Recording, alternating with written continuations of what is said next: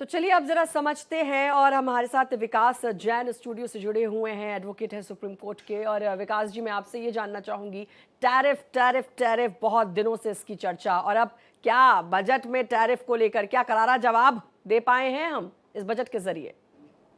मैं ये बताना चाहूँगा दर्शकों को कि बजट 2026 ऐसे समय प्रस्तुत किया गया है जब पूरा विश्व एक आर्थिक उथल-पथल से गुजर रहा है। और मोदी जी अपनी एक बॉडी लैंग्वेज के लिए जाने जाते हैं, वो बोलते नहीं हैं, वो अपने एक्शन से जवाब देते हैं। आप देखिए ट्रम्प जी को कैसे जवाब दिया है मोदी जी ने। इस बजट के फाइन प्रिंट में अगर जाया जाए तो रेयर अर्थ कॉरिडोर, इसके अलावा केमिकल पार्क्स, एमएसएमई को एक 10,000 करोड़ के अलग फंड का सपोर्ट, बायोफार्मा, सीडीएमओ और सीएमओ के लिए क्लिनिकल ट्रायल का अलग प्रोविजन, 1,000 क्लिनिकल ट्रायल के सेंटर्स इंडिया में बनाए जाएंगे। ये सब क्या है? ये सब जहाँ पे अमेरिका की स्ट्रेंथ थी उसको एक तरह से चुनौती देने के लिए मोदी जी ने एक अलग तरीके से बजट के फाइन प्रिंट में इसको लाया है। क्योंकि बजट अभी सिर्फ इंडिया का नहीं है, इस पे पूरी विश्व की निगाहें हैं। विश्व का एक एक देश इंडिया के बजट की तरफ देख रहा है, क्योंकि भारत एक आर्थिक शक्ति के रूप में उभर रहा है। 4th लार्जेस्ट इकोनॉमी है, 3rd लार्जेस्ट इकोनॉमी जाने का संकल्प है और 2047 में विकसित भारत का संकल्प है। तो इस समय, और जब अमेरिका के साथ ऑलरेडी अपना एक टैरिफ का जो एमओयू पेंडिंग है, उसको देखते हुए एक बहुत बड़ा जवाब इस बजट के थ्रू पूरे विश्व को दिया है। इस बजट के जरिए पूरे विश्व को ये जवाब दिया गया है। तो बजट आ गया, बजट की बारीकियां अब धीरे धीरे सामने आ रही कि आखिर क्या मिला, कहां नुकसान, कहां फायदा, क्या सस्ता, क्या महंगा, तमाम चीजें आ रही है। हमारे साथ एक बड़ा पैनल भी हमारे साथ जुड़ा हुआ है, लेकिन सबसे पहले मैं विकास जी के पास आऊंगा। विकास जी, आपसे मैं जानना चाह रहा हूं, अभी आपने देखा एफटीए हो गया, ईयू के साथ हमने जो डील की है, बहुत लंबे वक्त से बातचीत चल रही थी, लेकिन सवाल यह है कि क्या मिलेगा, क्या फायदा होगा, क्या उसके लिए इस बजट में प्रावधान है? ये बजट सिर्फ लोकली नहीं, ये ग्लोबल फोकस बजट था। जैसे आपने बताया था कि अभी ईयू की डील हुई है, देखिए कितनी स्मार्टली प्ले किया गया है। ईयू को ध्यान में रखते हुए, यूरोपियन यूनियन को ध्यान में रखते हुए 1.5 lakh care giver medical expert train किए जाएंगे, जिसका बजट में प्रावधान है। यूरोप में अभी एज पॉपुलेशन हो रही है, वहां पे केयर टेकर्स की बहुत डिमांड है, उसको ध्यान में रखते हुए एक ये किया गया है। 3 सेक्टर को बड़े ही स्मार्टली फोकस किया गया है, जो पूरा यूरोप फोकस है। एक तो टेक्सटाइल, सी फूड और लेदर इंडस्ट्री, जिसका सबसे बड़ा कंजप्शन इंडिया का अगर एक्सपोर्ट मार्केट है तो यूरोपियन यूनियन है। इसके अलावा एक और चीज अभी जस्ट आपके चैनल में ही अपने IT information technology minister Ashwini Vaishnaw ji बता रहे थे, आईटी सर्विसेज में जो यूरोप की रिक्वायरमेंट है, सेफ हार्बर, जो इंडिया में नहीं थी, उसको अब इस बजट में प्रोविजन में लाया गया है। फार्मा सेक्टर को यूरोप को फोकस करते हुए जो सीडीएसओ गवर्नमेंट की अप्रूव्ड ऑर्गेनाइजेशन है, उसके लिए बजट में प्रावधान किया गया कि उसकी सारी मैन पावर को इंटरनेशनल स्टैंडर्ड के हिसाब से अपग्रेड किया जाएगा। यहां तक कि स्टील सेक्टर में जो यूरोपियन प्रोविजंस हैं, तो इस हिसाब से देखते हुए एक ग्रीन स्टील फंड का भी प्रावधान लाया गया है। तो कहीं ना कहीं ये बजट काफी एंगल से यूरोप के फ्री ट्रेड एग्रीमेंट को फोकस में रख के नेक्स्ट 5 से 10 साल तक इसका कैसे मैक्सिमम बेनिफिट लिया जा सकता है, फ्यूचरिस्टिक बजट है ये बहुत अच्छी बात बताई आपने। हमारे साथ यश अवस्थी भी जुड़े हुए हैं, क्योंकि एआई से जुड़ा मामला है। हमारे साथ आदित्य भी हैं, आदित्य से भी जानेंगे, लेकिन यश के पास पहले चलते हैं। यश, एआई को लेकर, डाटा सेंटर को लेकर बहुत सारी बातें कही गई है, क्योंकि अगर भविष्य में हमें आगे बढ़ना है तो तय है कि हमें इन सब चीजों के साथ चलना होगा। क्या लग रहा है इस बार का बजट जो है, हम अगर फ्यूचर मान रहे कि 2047 की बात कर रहे हैं, तो 2047 तक हम कहां होंगे? जी, तो बहुत बहुत धन्यवाद इस सवाल के लिए, क्योंकि इस सवाल में बहुत सी चीजें छुपी हुई हैं। जब हम टेक्नोलॉजिकल एस्पेक्ट की चीजें यहाँ पर रखेंगे बजट को मद्देनजर रखते हुए, यहाँ पर इस बजट में सेमीकंडक्टर इंडस्ट्री के लिए 40,000 करोड़ रुपए रखा गया है। क्योंकि मेरी भी एएम एनालिटिक्स के रूप में मेरा काम रहता है, वो जीपीयूज आधारित रहता है, क्लाउड कंप्यूटिंग आधारित रहता है। तो हमको ये पता है कि सेमीकंडक्टर की एक चिप अगर आप अच्छी लेते हैं तो उसकी कीमत भारतीय मुद्रा में तकरीबन 35 से 40 लाख के आसपास कीमत होती है एक चिप की। और जब आप क्वांटम कंप्यूटिंग करते हैं या उन चिप्स को, सेमीकंडक्टर्स को यूज करते हैं, तो आपकी चिप बर्नआउट भी होती है, तो आपको फिर दूसरी चिप की आवश्यकता पड़ती है। और जब आप सॉफ्टवेयर का निर्माण करते हैं तो आपको बार बार चिप्स की आवश्यकता पड़ेगी, जिसके आधार पर आप सॉफ्टवेयर का निर्माण कर सकें। तो सबसे पहले स्वागत योग्य यह बात है कि 40,000 करोड़ में, अगर वैसे तो यह होगा नहीं, लेकिन अगर पूरे बजट को हम चिप्स के ही रूप में देखें तो आप इसकी बारीकियों को समझिए, कितनी स्पेशलिस्ट लोगों की टीम बैठी होगी जब ये निर्माण हो रहा था इसका। तो मैं आम जनता को भी उनकी भाषा में यह समझाना चाहता हूं कि आप 1 लाख चिप सेमीकंडक्टर की 40,000 करोड़ रुपए में बना सकते हैं। चिप बनाने का मतलब यह हुआ कि चिप बनती कैसे है? चिप बनती है सिलिकॉन से। तो जब ये दूसरा उन्होंने पॉइंटर बोला कि मैं रेयर अर्थ मिनरल्स और रेयर अर्थ जो प्रेशियस ठीक, उससे जुड़ गया ये मेटल्स हैं जी, तो उसमें सिलिकॉन भी आता है। तो क्योंकि उन्होंने 40,000 करोड़ रुपए सेमीकंडक्टर इंडस्ट्री के लिए रखे हैं, उनको सिलिकॉन बनाने के मतलब चिप्स बनाने के लिए भी सिलिकॉन की आवश्यकता है, इसीलिए इसके लिए अलग से फ्रेमवर्क बनाया गया है। दूसरी चीज जो सबसे ज्यादा आवश्यक होती है वो यह है कि डेटा सेंटर्स की जो आपने बात कही, हर देश में हम यूएस में भी कार्य कर रहे हैं। हमको पता है यूएस में कैलिफोर्निया स्टेशन घर कम है, डेटा सेंटर्स ज्यादा हैं, और डेटा सेंटर्स भी जंगलों में जहां बनाए गए थे अब वहां आबादी आने लगी है क्योंकि वहां पर डेटा सेंटर है। तो अगर हम चाइना से compete करना चाह रहे हैं, हम अपनी अनिश्चितता से भरी दुनिया में टेक्नोलॉजी से फ्री होना चाह रहे हैं, सेल्फ इंडिपेंडेंट होना चाह रहे हैं, तो ये 2047 का जो विजन है आत्मनिर्भर भारत का, वो आत्मनिर्भर टेक्नोलॉजी के रूप में जा रहा है। जैसे कि अभी यहाँ पे हमारे पैनलिस्ट सुबह से बता भी रहे थे, क्लाउड कंप्यूटिंग की बात आती है। हमारा पूरा डेटा कहां पर है? हमारा पूरा डेटा गूगल क्लाउड पर है, हमारा सैमसंग क्लाउड पर है, माइक्रोसॉफ्ट क्लाउड पर है। भारत देश का स्वयं का ऐसा क्लाउड जो भारतवासी यूज करें, अपितु भारत विश्व के भी लोग यूज करें, उसके लिए भी हमें जो क्लाउड का निर्माण करना है, जिसके लिए जो हम कर रहे हैं, वो हमको ये इसमें सहायक तो होगा ही, अपितु विकसित भारत के निर्माण करने के लिए एक ऐसे सुरक्षित माहौल देगा जिसमें हमारा डेटा हमारे नियंत्रण में है। कल को भगवान ना करे आपके युद्ध भी एआई बेस्ड ही होंगे। बिल्कुल होंगे, क्योंकि जिस तरीके से हम बढ़ रहे हैं श्रद्धा, ये कहीं ना कहीं जी प्रिवेसी बहुत ज्यादा मायने रखती है। तो आपको मान लीजिए क्लाउड, गूगल क्लाउड है, सारा डेटा आपका बंद कर दिया अमेरिका ने, तो आप कहां से एक दूसरे से संपर्क करेंगे? आप कैसे कोलैबोरेट करेंगे? उसके लिए जो फ्यूचरिस्टिक विजन यहाँ पर बात कर रहे हैं, क्वांटम कंप्यूटिंग को लेकर बात कर रहे हैं, वो बहुत महत्वपूर्ण है। एक मैं खेती की बात और बस प्रस्तुत करना चाहता हूं। एआई के लिए जो ये भारत विस्तार एआई टूल लाए हैं, ये भी जो गूगल क्लाउड है, जो हम लोगों ने एक सभ्य लेवल पे बनाया है, उसका प्रारंभिक फ्रेमवर्क है। आर्टिफिशियल इंटेलिजेंस का फ्रेमवर्क अभी इसीलिए नहीं बना है, कुछ लोग उसका एक्सपेक्टेशन रख रहे थे। उसका कारण यह है कि आर्टिफिशियल इंटेलिजेंस अभी खुद में डेवलपिंग फेज है।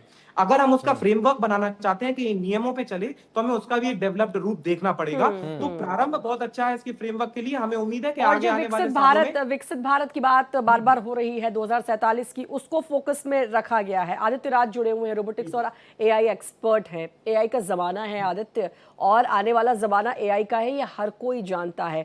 खास तौर पर क्योंकि आप एआई एक्सपर्ट हैं, क्या क्या समझ में आ रहा है आने वाले समय के लिए इस बजट में एआई के लिए कितना कुछ खास जो भारत के लिए बहुत ज्यादा फायदेमंद रहने वाला है? देखिए, जैसे यश जी बोले कि 40,000 करोड़ इस चीज के लिए हमारे पास है। सेमीकंडक्टर में इन्वेस्ट करना मतलब एआई में इन्वेस्ट करना एक तरीके से, क्योंकि अगर आपके पास चिप नहीं होगा तो आप कोई एआई क्लाउड कुछ नहीं बना पाएंगे। ठीक है, तो सबसे पहले कि हमें चिप पे बहुत ज्यादा इन्वेस्ट करना पड़ेगा और इसको थोड़ा सा कम करना पड़ेगा प्राइस मार्केट में, स्टार्टअप्स के लिए, इनोवेशन के लिए।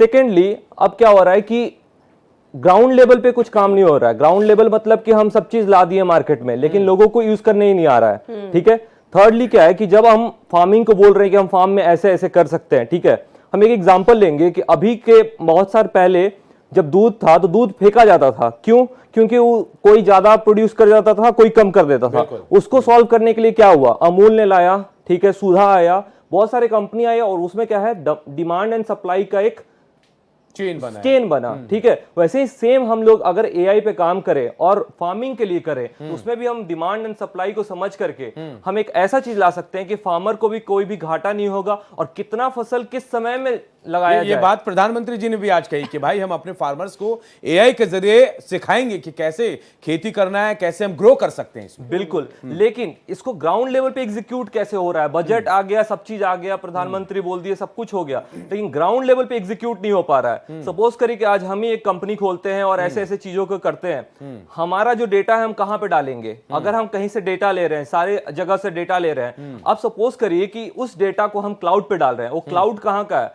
वो समझिए गूगल का है, ठीक है, या कोई भी हम लोग क्लाउड यूज कर रहे हैं, गूगल को ही जनरली यूज करेंगे हम।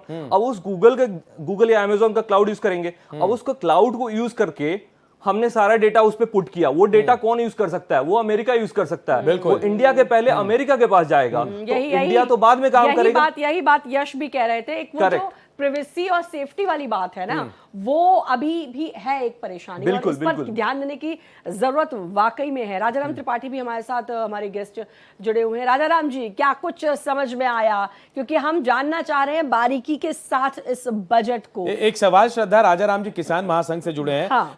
राजाराम जी, क्योंकि अभी बात ये हो रही है कि एआई को कैसे इस्तेमाल किया जाए किसानों के लिए, तो आप लोग तैयार हैं? किसान संघ से जुड़े हुए आप, क्या किसानों को इसका फायदा मिलेगा? जमीन पर क्या दिख रहा है आपको? एआई हो या एग्रो रोबोटिक्स हो या नई नई जो तकनीकें खेती में आ रही हैं, ये बड़ी अच्छी बात है। लेकिन आप भारत के किसानों की ग्राउंड रियलिटी पहले समझिए। बिल्कुल ठीक है, चिप्स वगैरह बहुत जरूरी है, लेकिन आप समझिए कि आप विश्व में अर्थव्यवस्था तीसरी बने हो, लेकिन पहले नंबर पे जनसंख्या में है। 1 अरब 50 करोड़ लोगों का पेट भरना प्राथमिकता है। मिशन 2047 में आपको सस्टेनेबल फार्मिंग पे आना है। वो विजन कहाँ है? आज स्थिति यह है कि आपकी जमीन 35% जमीन है, सरकारी आंकड़े हैं, उनका उत्पादकता ह्रास हो गया है, उपजाऊ नहीं रही आपकी जमीन। हालांकि है कि क्लाइमेट चेंज के कारण हर साल आपकी 50 से 60% जो उत्पादन है, अतिवर्षा, कम वर्षा, अनावश्यक वर्षा, ज्यादा गर्मी, क्लाइमेट चेंज आके खड़ा हो गया है हमारे सीने पे। बिल्कुल, उसको आप एड्रेस करेंगे। आज भी जो प्रधानमंत्री जी की जो योजना है, बड़ी अच्छी है वो बीमा योजना, उससे करीब 45 से 50% किसान उस छाते से बाहर है। उसे कैसे ले आएंगे? आज आप दाल और सोयाबीन मिला के 2.5 लाख करोड़ का इंपोर्ट करते हैं, जबकि किसान हमारे देश के उगा सकते हैं उसको। 2.5 लाख करोड़ देश बाहर जा रहा है, उसे कैसे रोके? आप किसी माइक्रोचिप से रोटी नहीं डाउनलोड होगी, बाकी आप सब। तो मेरा मतलब है कि 70% जनता agro and agro allied activity में जुड़ी है, उसको आप 30% बजट भी नहीं दे रहे हैं। 53.5 लाख करोड़ में आपका एग्रो बजट कितना है? इसको ऐसे समझाता हूँ सारे को, पिछले साल ऐसा ही बजट पे हम बैठे थे और 1,38,000 करोड़ बजट एस्टिमेट किया गया। फिर क्या हुआ? री एस्टिमेट किया गया और उसको 1,27,000 करोड़ रुपया कर दिया गया, 11 लाख करोड़ घटा के। और खर्चा कितना हुआ? उसमें भी 1,300 करोड़ खर्चा नहीं किया गया। तो मैं कहता हूं केवल बल्ले बल्ले करें। मैं सम्मोहित व्यक्ति नहीं हूं, मैं भी अर्थशास्त्र का छात्र हूं किसान होने के बाद में। इस बार भी राजाराम जी तीसरे नंबर पे हैं हम, जहां सबसे ज्यादा अलॉटमेंट जो हुआ है, तीसरे नंबर पे कृषि है, जहां सबसे ज्यादा अलॉटमेंट मिला इस बार। सर मैं केवल इतना कहूंगा, उससे भी ज्यादा अलॉटमेंट हुआ जितना आपको दिख रहा है। सारे सेक्टर जोड़ दीजिए, एक होता है मंत्रालय वाइज अलॉटमेंट, दूसरा होता है सेक्टर वाइज। मैं पूरे एग्रो सेक्टर की बात करता हूं। आप 4 लाख से 4.5% तक 4.5 लाख करोड़ का टोटल।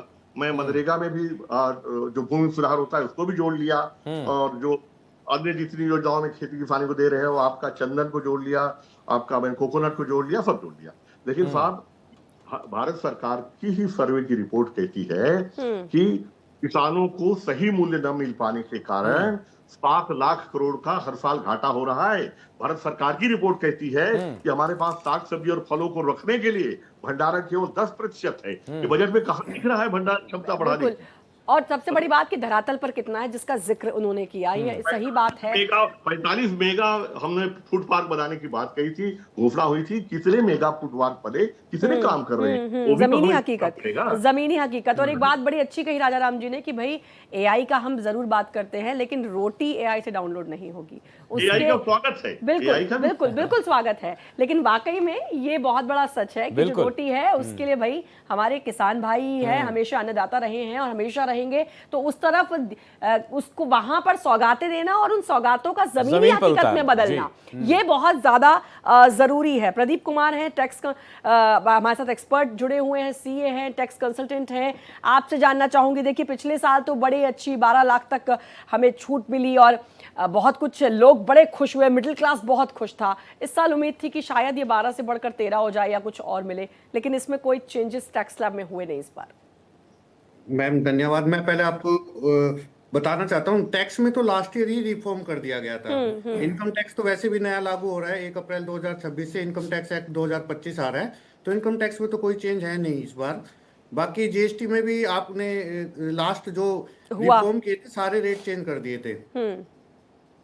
तो कोई ऐसा इनकम टैक्स और जीएसटी में कोई मेजर चेंज नहीं है, जिसकी उम्मीद भी नहीं थी और वो चेंज हुए भी नहीं है। ठीक है मैम। बिल्कुल, मैं वापस आऊंगा आपके पास। मैं रजत मिश्रा हमारे साथ स्टूडियो में ही जुड़े हुए हैं, आर्थिक मामलों के जानकार भी और एक्सपर्ट भी हैं। रजत जी आपके पास आऊंगा क्योंकि आम इंसान ये सोचता है, रजत जी आप खुद स्टार्टअप एक्सपर्ट है स्टार्टअप के, कि क्या महंगा हुआ क्या सस्ता हुआ। आम जो मिडिल क्लास का आदमी है, लोअर लेवल का आदमी है, उसे बहुत ज्यादा मतलब नहीं होता है कि भाई इसमें इतना पैसा मिला, इतना इसमें मिला, इसमें ये करेंगे वो करेंगे। वो बस ये समझता है कि भाई मेरे लिए आटा महंगा हुआ सस्ता हुआ, तेल महंगा हुआ सस्ता हुआ। आपको क्या लगता है इस बार? और एक महिला होने के नाते तो मुझे ऐसा लगता है कि अगर 10,000 में मैं घर चलाती हूँ तो जी। उसमें से 1,000 रुपए बचा भी लूं। बिल्कुल, इस बार बचेगा कि नहीं बचेगा? इस बार वो हाँ। 1,000 रुपए, 1,000 नहीं तो 800, 700, 500 बच पा रहे हैं या नहीं बच पाएंगे। रजत जी क्या सोचते हैं इस पे आप? जो आप कह रहे हैं इसको, आपने कहा स्टार्टिंग में कि ये सिर्फ एक कोई गरीब आदमी या जो सामान्य जन है वो सोचता है, बट वो जो बातें आप कह रहे हैं ये कॉर्पोरेट्स तक को इफेक्ट करती हैं। कैसे?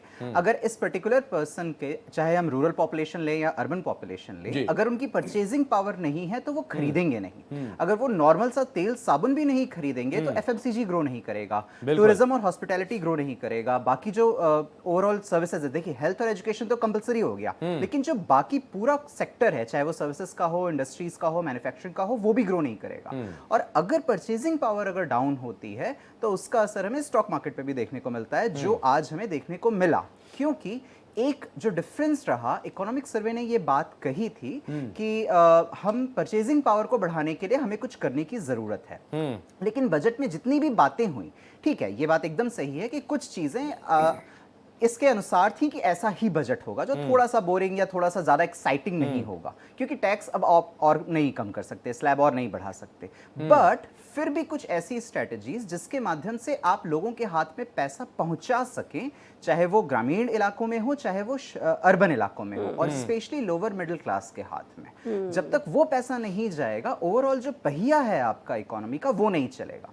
एक जो चीज यही मिसिंग हुई कि हम चौथी सबसे बड़ी अर्थव्यवस्था के तौर पर ये बजट नहीं ला पाए। बजट ओवरऑल सेंस में कुछ चीजें अच्छी रही, कुछ चीजें डाइल्यूटेड रही, ठीक है, एडवेंचरस नहीं था, ओवरऑल अच्छा बजट रहा, लेकिन इसके बाद भी जो उम्मीदें की जानी चाहिए ऐसे बजट से, ऐसी अर्थव्यवस्था के साथ जो इतना बड़ा 150 करोड़ की अर्थव्यवस्था, चौथी सबसे बड़ी अर्थव्यवस्था है, वो चीज मिसिंग रही। डिटेल में जब हम बात करेंगे तो हमें जरूर कुछ बहुत अच्छी चीजें मिलती हैं, पर जो इकोनॉमिक सर्वे के हिसाब से भी बात हुई उसमें भी, और जो आज के समय में जियोपॉलिटिक्स चल रही है उसको टैकल करने के लिए भी कुछ और चीजें ऐसी होनी चाहिए थी जो मिसिंग हुई। ये लगभग हर सेक्टर मतलब में काफी देखने को कुछ मिसिंग भी है। प्रोफेसर अमन अग्रवाल हमारे साथ जुड़े हुए हैं, भारतीय वित्त संस्थान के एग्जीक्यूटिव एडिटर हैं। प्रोफेसर अमन, क्या क्या और आपको समझ में आया? मैं बार बार आम आदमी की बात करती हूँ, हर साल जब भी बात बजट की आती है तो आम आदमी यही देखता है, टैक्स स्लैब भी वो देखता है जिस वो टैक्स के अंदर आता है, जिसकी आय आती है, लेकिन उसके अलावा जो एक तबका है, चाहे मैं गरीब की बात कर लूँ, गरीबी रेखा से नीचे की बात कर लूँ, लोअर मिडिल क्लास की बात कर लूँ, उन्हें रोजमर्रा की चीज़ों से ही मतलब होता है और थोड़ी बहुत बचत हो जाए तो भविष्य में काम आ जाए, कि बच्चों की शादी करनी है, बच्चों की अच्छी एजुकेशन देनी है। क्या लग रहा है कि इस साल जो उनकी महत्वाकांक्षाएं हैं उसके हिसाब से चल रहा है बजट? देखिए, पहली बात तो सरकार ने एक अलग अलग माध्यम से रिफॉर्म्स के प्रोसेस से, जैसे प्रधानमंत्री जी ने भी कहा कि रिफॉर्म की रेलगाड़ी चल रही है, उसको गति दी गई है इस बजट के द्वारा। मेरे विचार में उन्होंने मुहिम चलाई है, सिर्फ बजट तक सीमित नहीं रही, जैसे पहले सरकारें सिर्फ जो भी काम करना होता था बजट पे ही करती थी, उसके बाद नहीं करती थी। जीएसटी जो कम किया गया सितंबर के अंदर, वो बजट से बाहर निकल के, क्योंकि पहली बात तो वो बजट का पार्ट नहीं है, बट उसको पहले ही लाया गया, ये नहीं कि बजट तक वेट किया गया। उसका जो इफेक्ट जीएसटी का है वो कम से कम 6 से 9 महीने में आके मिलेगा, बिकॉज ज़्यादातर शहरों में, छोटे गांव के अंदर लोग बिलों के ऊपर नहीं खरीदते। जैसे जो बड़े दुकानदार होते हैं वो सामान ऑन स्टॉक खरीदते हैं, बाद में बेचते हैं, अगर नहीं बिकता है तो वापस भेज देते हैं।